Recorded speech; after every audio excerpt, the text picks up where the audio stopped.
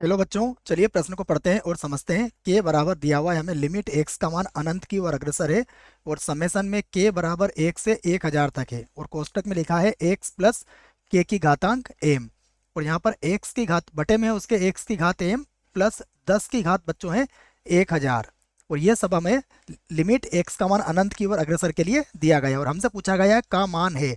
और यहाँ पर विकल्प ए, विकल्प बी, विकल्प सी और विकल्प डी दिए गए हैं, जिसके लिए हमें सही विकल्प का चुनाव करना है।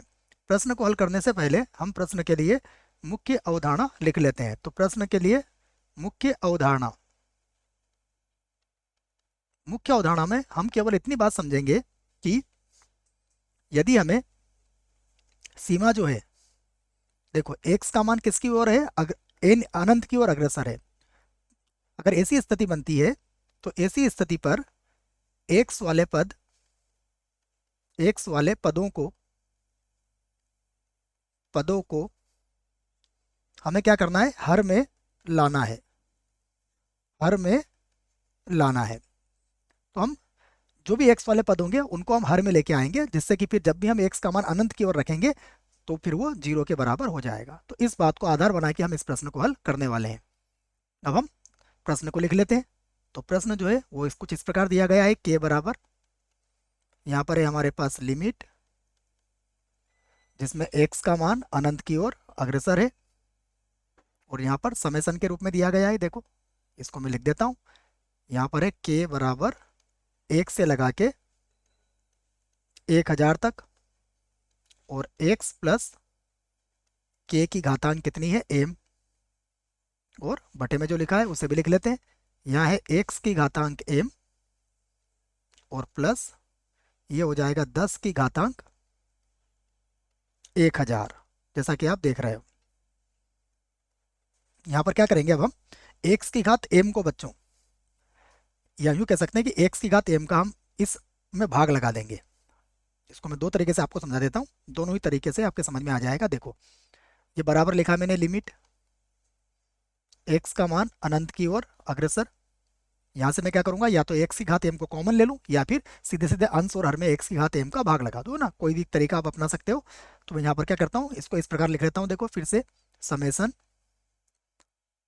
k बराबर 1 से लगा के 1000 और अगर x की घात m का अंश और हर में भाग लगाया जाएगा तो ये क्या बन जाएगा, ये बन जाएगा हमारे पास x प्लस k और बटे में कितना आ जाएगा, x की घातांक m। और x बच्चों यहाँ भी x की घातांक m होगा तो ये केवल x बन के अंदर जाएगा और यहाँ पर m आ जाएगा। x की घातांक m का भाग लगाने से तात्पर्य x प्लस k की घातांक m है, तो ये केवल x ही बनेगा यहाँ पर, है ना, याद रखें आप।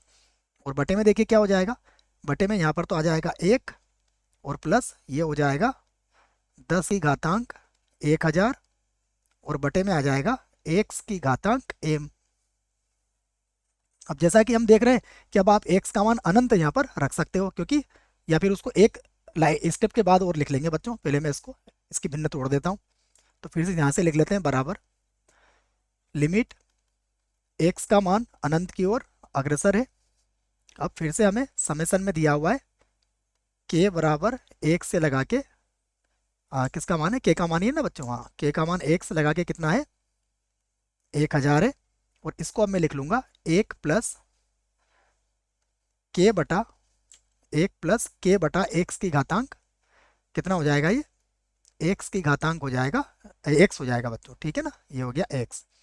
और पूरे की घातांक क्या चल रही है, देखिए पूरे की घातांक m चली रही है। मैं इस कोष्टक को और अच्छे से लगा देता हूँ।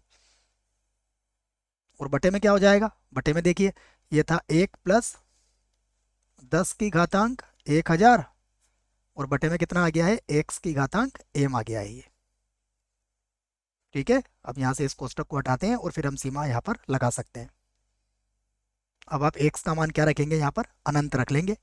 जैसे अनंत रखेंगे देखिए ये जो 1 होगा, 1 प्लस 0 कितनी बार टूट जाएगा बच्चों, ये 1 प्लस जीरो हो जाएगा।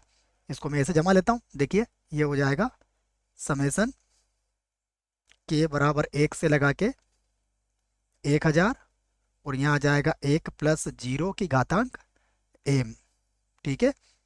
और बटे में देखिए, बटे में आ जाएगा 1 प्लस 0, क्योंकि x की घातांक अनंत क्या होगा बच्चों, सॉरी बच्चों, अनंत की घातांक m तो अनंत ही हो जाएगा, तो अनंत के बटे में आ जाएगा, तो 10 की घात 1000 के बटे में अगर अनंत आएगा तो वो 0 के बराबर ही होगा। तो बराबर, अब हम k बराबर 1 रख के इसको जोड़ेंगे बच्चों, तो कितनी बार जोड़ना है हमें इसको? हमें इसको जोड़ना है 1000 बार। तो 1 प्लस 1 प्लस 1, ये कितनी बार जुड़ेगा? 1000 बार जोड़ना पड़ेगा आपको इसको। और जब 1 को 1000 बार जोड़ा जाता है तो उसका उत्तर भी कितना आता है? 1000 ही आता है, जिसे हम लिख सकते हैं 10 की घातांक 3।